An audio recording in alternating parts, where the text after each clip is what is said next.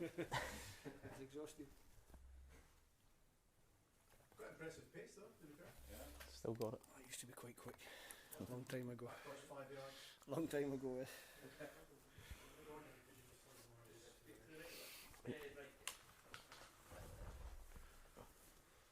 Happy to go? Always happy to go. Which way? Can you leave the room? Back and right.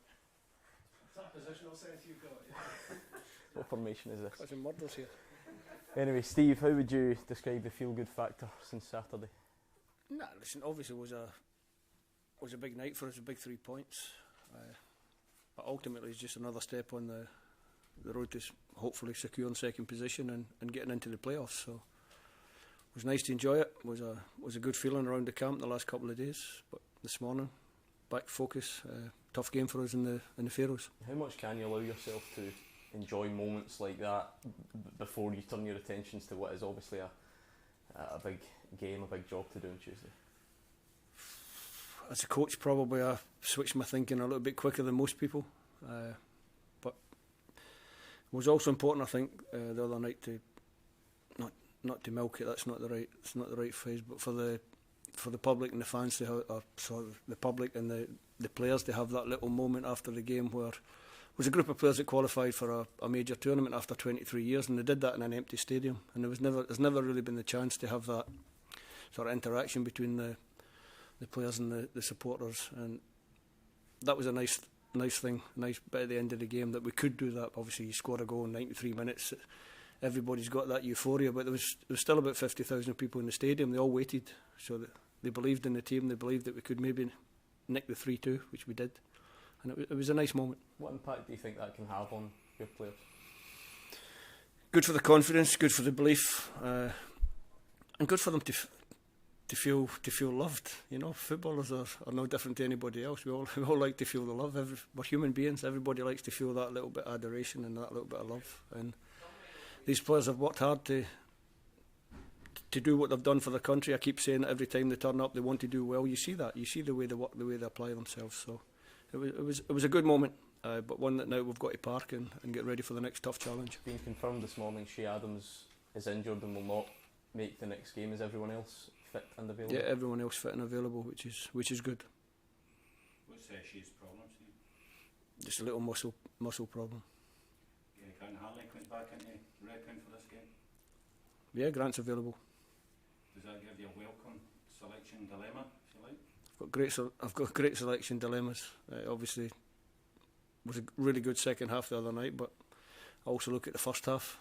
That's my job, and now I've got to come up with a team. 2-day recovery and then another game was a big effort, a big shift in the second half. So I have to get the balance right between the players that played the other night and freshening the team enough to give us that little bit of fresh impetus going into the second game. How tricky a game could this be against the Faroes? Because they've got form against us in the past. Well, the past form won't count for anything. The atmosphere and what we're going to face over there will be different to what a lot of these players have faced before. But the historic results don't matter. But what matters is that the Faroes now are improving all the time, much improved, qualified out of their section in the Nations League, can win games, are well organised, difficult. We saw that at Hampden. The 4-0 scoreline at Hampden was a scoreline that had a little bit of gloss on it for us. It wasn't a 4-0 game. It was a tight game for a long time, and it was only towards the end that we started to get away from them. So we go there, we expect a difficult game. Do you feel the belief growing, Stevie, in a cumulative way when you have 3 wins on the bounce like this? It's always nice to have a good run of wins. It's always nice to have a good unbeaten run. We want to extend that in the Faroes.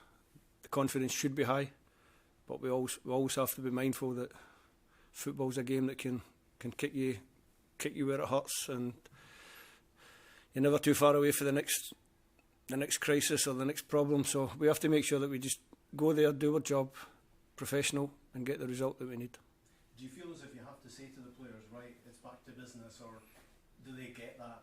Nah, they're on it already. I've I've got little spies around the camp and people walking around listening to players' conversations. And as you're walking past them, you know I've heard them already talking about the trip to the Faroes, the sort of more senior ones that recognise the pitfalls and the dangers in these games, telling the young ones what it's going to be like over there, how difficult it's going to be, and everyone around the camp just trying to get the mood right. And the fact that this is 3 points like the other night was 3 points. It's just another step. It was great. It was a great night for everyone Saturday night, but was just another 3 points hopefully on the road to securing second place in the group, which gets us into the playoffs. There's no point in getting ahead of yourself. We need 3 more points, and that's the sole focus of the group. Steve, going back to Saturday night, of course, coming twice from behind to win the game, the team's character has been praised. Do you feel that's the biggest strength in this group of players? No, I think their quality is quite good as well. I think their ability to take on board tactical information and their ability to turn around matches that they have to turn around. I mentioned it and I'll mention it again because people keep saying we can't score goals. On a night when we had to score 3 goals, we scored 3 goals. So we can do what we have to do to win games. Have you had a conversation with Lyndon and the squad about who will be on the next penalty? Are you keeping that close to your chest? I think you guys get more hung up on the kind of decisions than we do. Talk about that, the love the players got and the confidence when games are so tight together. Can that really add something going into the Faroes game? Yeah, I hope so. I'm not sure what kind of support we're taking to the Faroes, but no matter if it's 10 or 100 or 1,000, they'll be noisy enough, they'll be behind the team. And like I said before, it's nice for this current group of youngsters who are watching the team, growing up with the team. They haven't had this kind of connection with a Scotland squad, so it's nice that we've got that. And it's up to us to keep that little union going. Is that key for you? You want to really keep that bond between the players and the supporters, especially the younger players, the younger supporters, that are growing up watching this team, sort of idolising them? I just want to win the next game. And if we win the next game, that stays in place.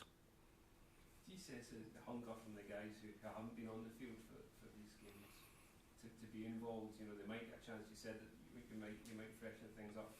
They must kind of add an extra edge for these guys who are in and around the squad but haven't been getting on the pitch yet. It's the most important part of the squad is the ones that don't start, that don't play. They're the ones that I give them a bib in training and I say, can you be Austria? Can you play like Austria? Can you do this for us tactically in the training session? Can you be like Israel? Can you be like the Faroes? These are the players that we rely on for the squad spirit. It's easy to be a great member of the squad when the head coach is picking you every match. That's easy. The other ones are the ones that keep the squad together, the spirit of the squad. A lot of people get the big headlines, you know, the ones that you might deem as star names. To me, they're all star names. Someone will get, Andy gets it, he's a captain. John McGinn gets it because he scores lots of goals. Dykesy gets it for different reasons, scoring goals and missing penalties. But within the squad, you've got people like Kenny McLean. Kenny's keeping Billy out the Norwich team at the moment, and Kenny's not getting any minutes under me. So for him to come in and be as positive he is a great thing. Kieran Tierney doesn't get too much big publicity off the media. Kieran's playing out of position. He's doing a job for the team, he's fitting in well. Him and Andy have worked up a really good understanding on our left-hand side. So all these little things come together and that grows your squad, your group of players. Really important. Is that quite rare to have that? Is it something that needs a lot of work to have that? Normally in a club environment you can work on it a little bit better. You've got to remember I just borrow these players. I borrow them for 10 days at the moment every month, and then you go into the winter and you don't see them. I don't see them in December, January, February, get them together again in March. So the fact that we can keep that bond and keep that togetherness within the group is really important. If you want to be successful, the better your group of players, the more together they are, then the more chance you have to be successful. Just lastly for me on the Faroes, how instructive is their performance at home to Denmark when you're preparing for this? You managed to keep them out for it and really frustrate them for quite a long period. They're a good team, the Faroes. I've just touched on it. Technically good, improving all the time, really well organised, and they have their own way of being a big threat, especially at home. So, like I said before, we just concentrate on what we do. Everything we've done so far is been on the path to try and get to the playoffs. Obviously, at the start of the section, we want to be first. Realistically, now we can't be first, so we can be second. So we have to stay on that path. And if we can get second, then we're in the playoffs.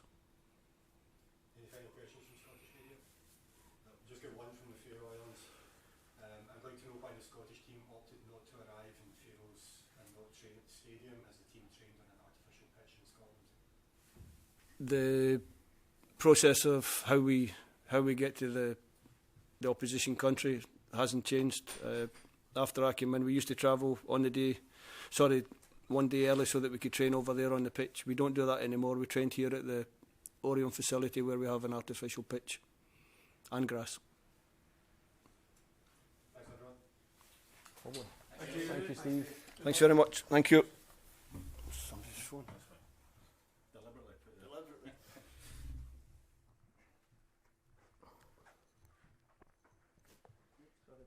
No, you're fine. That's not a problem. No, it's okay. You're not developing a complex. No, exactly. I'll just sit like this.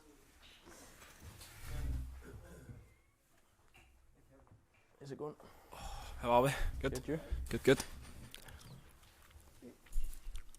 Kevin, what's it been like to be part of this group as a player in the last couple of days? Yeah, it's been great. Ever since I came in as well, I kind of felt this is a group that's going to go and perform and get wins, and I think the gaffers put together a great group of boys, and it's been great the last few days. Obviously, the way we won, even though I didn't play, it was incredible. I think we've got a group of boys that are right behind each other. It doesn't matter who plays. Like I just seen at the end of the game, like Robbo shouting us all on to go and celebrate with the fans. But it was just an incredible night. How important is that spirit? The manager was just touching on it. The vast majority of you guys actually don't get to play, but it certainly looked like you still enjoyed the other night. Yeah, I think the spirit that the gaff's been talking about, he's installed. It's been one of our biggest strengths. I think we've kind of installed a belief that's kind of been growing and growing. That's obviously up into the Euros, and now you can see like we're starting to really believe in going. Take games to teams that are very good teams like Israel and Austria and win. So yeah, it's been great. It won't have escaped your attention. Shea Adams is out injured, which is of course unfortunate. The cutthroat nature of football means it perhaps moves you up the pecking order. Are you expecting and hoping, I guess, for some more involvement on Tuesday? Yeah, of course. It's not nice seeing people get injured, especially me and Shea. We got on really well, so yeah, I was gutted for him, but it is an opportunity for me to go and play. If that's from the start or from later on in the game, I'll just be ready when called upon. And the whole thing about the squad, Kevin, is that people like you and others on the sidelines at the moment can come in and hopefully slot in seamlessly, and that's the way the whole thing's been built.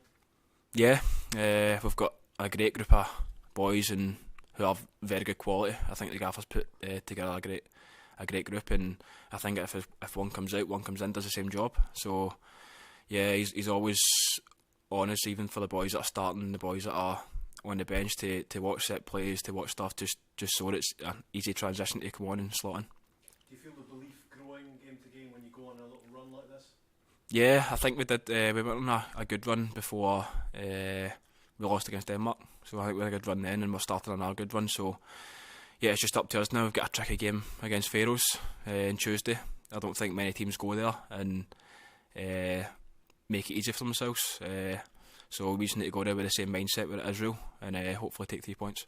And can the players flip the switch between the euphoria of Saturday night and getting back down to business again? Yeah, I think so. I think you need to do it as a professional. I think there's boys in there who play Tuesday, Saturday, and I think obviously we took the time on a Saturday to wind down, enjoy the win, then it's right back to Sunday, and we've got another massive game Tuesday which we need to go in. The manager was talking about the players that maybe don't get the game time in the squad, but how important they are in terms of preparing for the matches coming up. Do you feel that when you've not been on the pitch that you still feel completely involved in this Scotland squad? You've got a huge part to play. Yeah, I think so. I think the way the boys are with each other, I think everybody's involved in everything. We're all very tight, and yeah, training's always good. Even though you aren't playing, obviously you're still disappointed not playing. But I don't think any of the boys would be like annoyed or anything. I think we always give it our own training, and it helps the starters prepare. And it's always about getting behind the starters and to go and win the game. And I suppose you'll be striving. You look at those moments of the players on the pitch at the end of the game. You'll be striving and training to make sure that the next time there is one of those moments, you'll be one of the players on the pitch rather than on the sidelines. Yeah, of course. As I said, I'm always ready when called upon. But even watching it aside, not playing, I was absolutely buzzing for the boys. It's it's a massive 3 points for us in a World Cup qualification, but obviously it's not over yet. We've still got 3 tough games to come, and it's in our hands now, and it's basically us to lose. How enjoyable is that place to be when things are going well in the Scotland camp and you've got all the guys together and off the back of a victory like that? Yeah, it's great. Even training the next day, everybody's buzzing. We're all laughing and joking. We've obviously been there when we've had a defeat, and it's obviously not as good. But when you're winning games and you're doing well, it's great to be around. And yeah, I love coming away for camps. You see the number of chances that Scotland managed to create at the weekend. You must be sitting there thinking, itching to be on there, to be on the end of them. Yeah, of course, a striker, you always think that. You always think, I'd have made that run, or I'd have scored that one. But Dykesy and Shea have done very, very well. I think the character Dykesy showed after obviously missing the penalty to come back and score a great goal is just, I was absolutely delighted for him. And obviously Shea done very well as well, and he was unlucky with a few chances. So yeah, we just need to keep creating chances, and I think I do that. I back Dykesy and Shea and Ryan Christie to go and put them in. Just one question on the Faroe Islands, Kevin. What do you know about the Faroe Islands squad and any players in particular to look out for? I don't really know his name, but he plays in Helsingborg, I think. The set piece taker, he's very good in the ball, and I think he's one of the main targets who we need to watch. Thank you. Thank you very much. Cheers. Thank you.